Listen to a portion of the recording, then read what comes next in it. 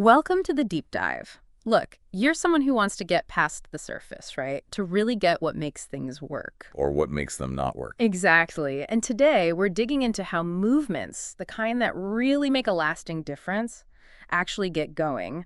We've all seen things fizzle out and others just explode. What's the secret sauce?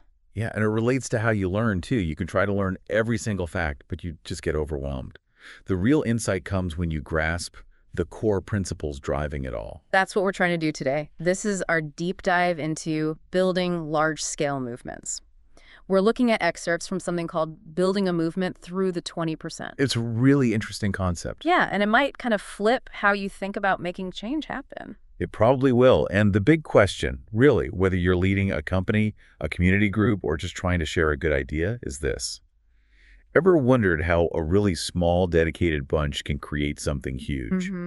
This suggests the answer isn't just about getting everyone sort of involved. Okay, so let's unpack this core idea. The source material basically says, look, not everyone who hears an idea or goes through training is going to run with it. Right. It's not about investing equally in everybody. The trick is spotting and then really focusing on that smaller group who will then multiply the impact. And this wasn't just theory.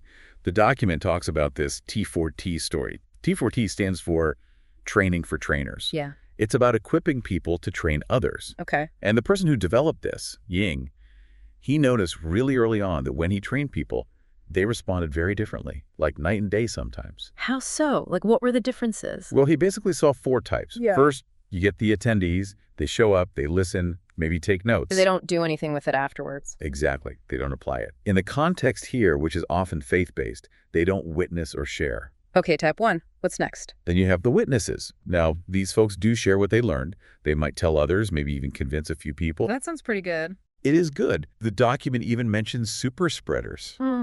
Borrowing that term from epidemiology, like during SARS. People who are just really enthusiastic and tell lots of people. Okay, so they're getting the message out there. They are.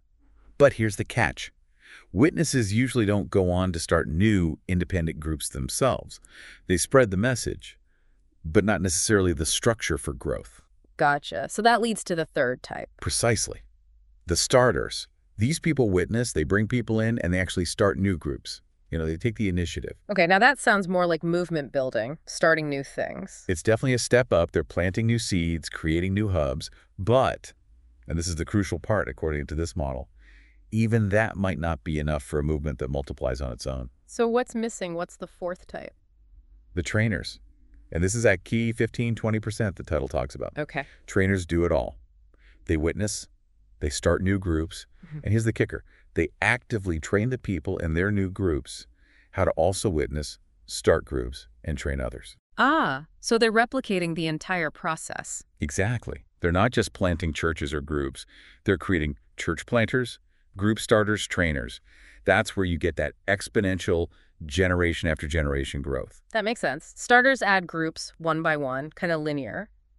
But trainers create this cascade effect. Precisely. And the document connects this, interestingly, to Jesus's parable of the four soils. Now, it's not a perfect one-to-one match with these four types, but the principle is there. You mean how the seed falls on different ground and gets different results? Yeah. Some seed just doesn't take, some grows a bit but fades, and only some falls on good soil and multiplies massively. The point is, different responses are normal. Only a portion will really bear that multiplying fruit. So the takeaway isn't, oh no, only some people are responding. It's more like, okay, this is expected. Now who are the ones on the fertile ground? Exactly. Identify the trainers, the fruitful soil people, and double down on investing in them. Because if you don't... Well, the document suggests you might unintentionally slow things down. You spend all your energy trying to coax growth from the less fruitful soil, while the potential multipliers don't get the focused support they need to really launch a movement. There's a story in here about Ying Kai when he was a chaplain. It sounds quite moving, about a little girl. Oh, yeah, that's a powerful one. A 5-year-old girl who sadly passed away.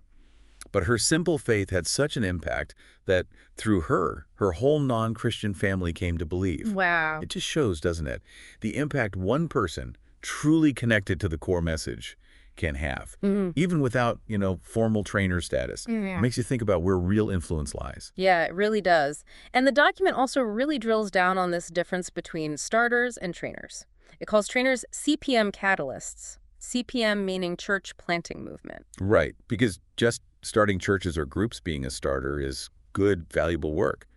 But it might not spark that multi-generational self-sustaining movement unless there's also that focus on training the trainers. So you could have growth, but it might stall out if you're not building that reproductive capacity into it from the start. That's the idea. It's a difference between addition and multiplication Yeah. within the network. Which brings us back to this 20% principle. In most situations, they're saying expect only about 20% of the people you train to actually become these movement-building trainers. And they stress this isn't failure, it's just kind of a kingdom dynamic, is how they put it. It's normal. And they make an interesting point that this number might even be lower sometimes with people who've been believers for a long time. Yeah, maybe fewer non-Christian connections are already committed elsewhere. It just reinforces that you need to be intentional about finding and nurturing that 20%. Okay, but here's where it gets really counterintuitive, I think.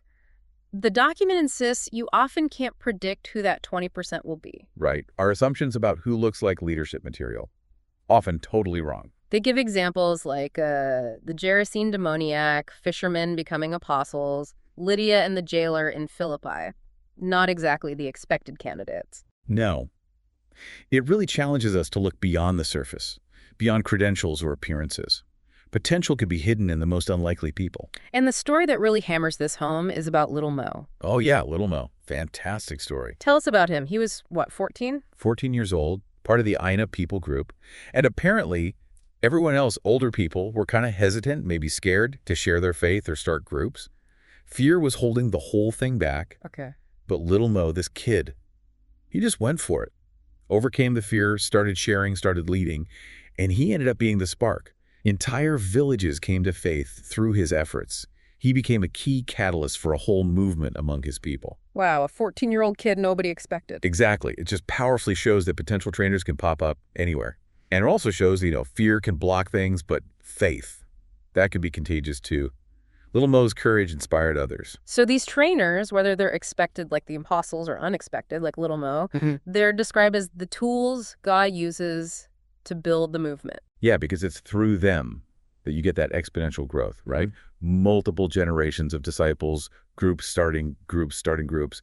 It's not just their direct work, it's the ripple effect. And there's another real-world example given 9 generations of churches among a Muslim background group. Within 18 months, which is incredible speed. Yeah. And the trigger was when the team leader really started focusing on identifying and equipping those local trainers, applying these principles. Okay, so it sounds like this 20% principle really does work in practice. The evidence seems compelling, yeah. So let's talk practical application then.